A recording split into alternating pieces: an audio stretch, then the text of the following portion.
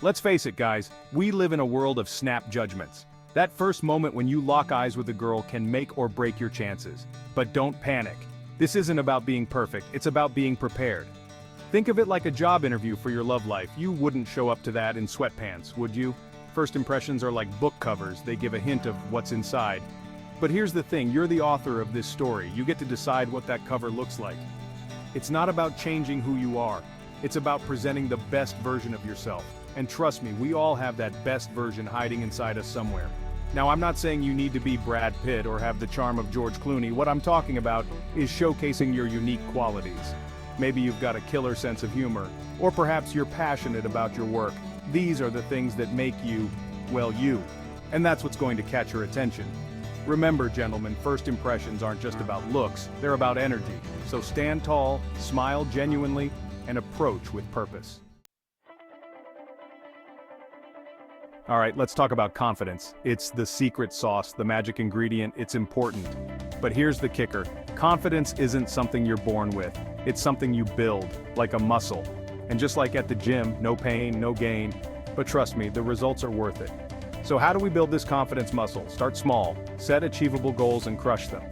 Maybe it's striking up a conversation with the barista, or giving a compliment to a stranger. Each little victory adds up. It's like collecting confidence coins. Before you know it, you'll have a whole piggy bank full of self-assurance. Now, let's address the elephant in the room. Fear. It's normal to feel nervous. Heck, even I still get butterflies sometimes. But here's a little secret. Those butterflies, they're not the enemy. They're just excitement in disguise. Embrace them. Use that energy. Channel it into positive action. Remember, courage isn't the absence of fear. It's action in the face of fear. Lastly, fake it till you make it. Stand tall, shoulders back, chin up. Soon enough, you won't be acting anymore. Okay, gents, you've built up your confidence, you're feeling good. Now comes the moment of truth, the approach. Take a deep breath. Remember, she's just a person, not a mythical creature, not a goddess, just a human being probably hoping to meet someone interesting. And guess what? That someone could be you. First things first, timing is everything. Don't interrupt her if she's deep in conversation or looks busy.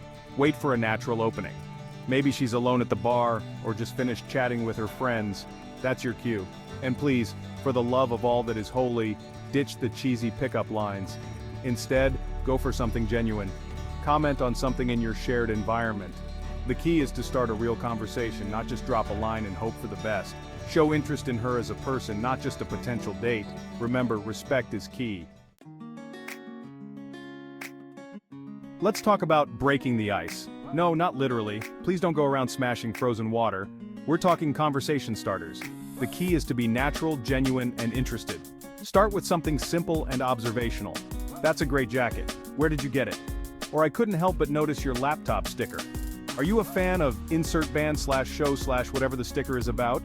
These openers work because they're personal and give her an easy way to respond. Plus, they show that you're observant and interested in her as an individual. Ask open-ended questions. For example, instead of, "Do you like traveling?"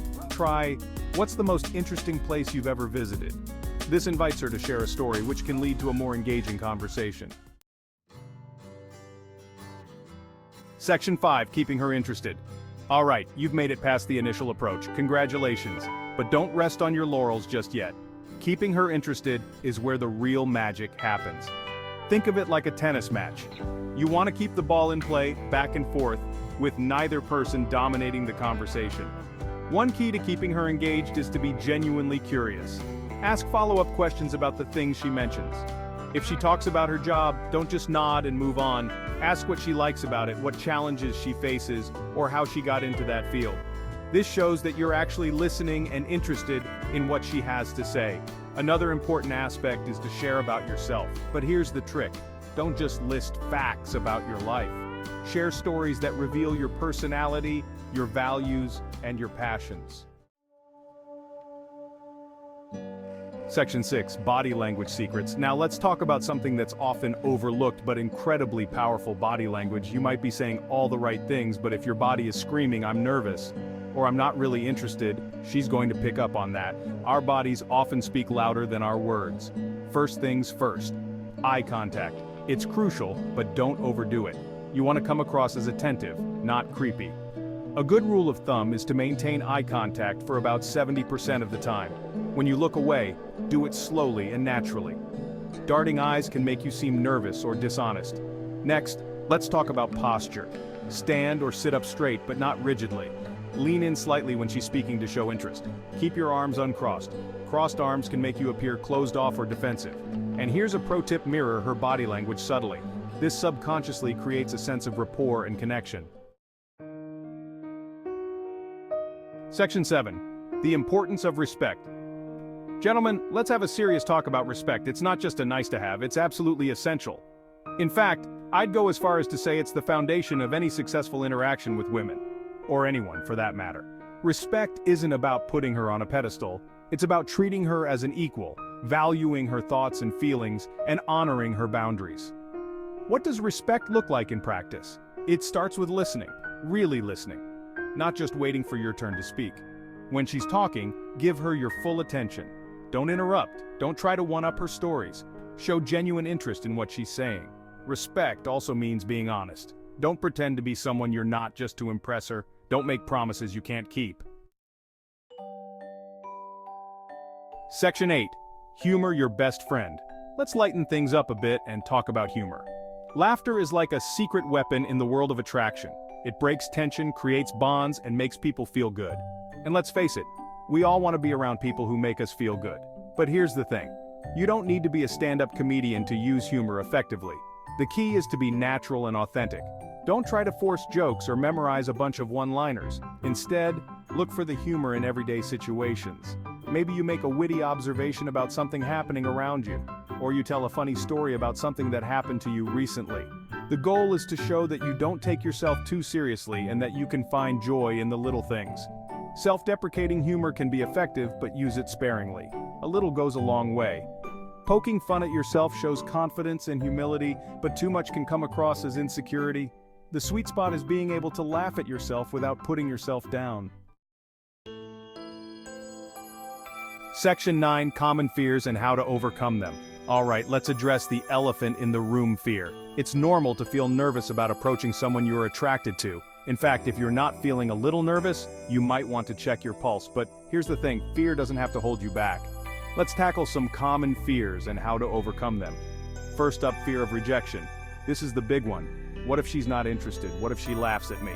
Here's a mindset shift for you. Rejection isn't personal, it's not a reflection of your worth as a person. Maybe she's having a bad day, maybe she's already in a relationship, maybe you're just not her type, and that's okay. Remember, you're not trying to be everyone's type, you're looking for someone who appreciates you for who you are.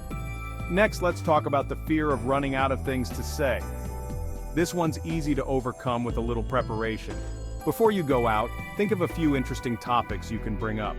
Current events, popular movies or TV shows, or interesting experiences you've had are all good options. But remember, the best conversations flow naturally. Don't try to force it. If there's a lull, it's not the end of the world.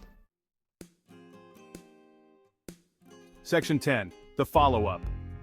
Sealing the deal. So, you've had a great conversation, you're feeling the connection. Now what? This is where many guys stumble. They either come on too strong or they don't make a move at all. Let's talk about how to follow up effectively and potentially turn this initial meeting into something more. First things first, if you're interested in seeing her again, say so. Don't play games or try to seem aloof. Honesty and directness are attractive. You might say something like, "I've really enjoyed talking with you. Would you like to grab coffee sometime?" Keep it casual and low pressure. If she says yes, great. If not, respect her decision and move on gracefully. Now let's talk about getting her number. In this day and age, there are many ways to stay in touch.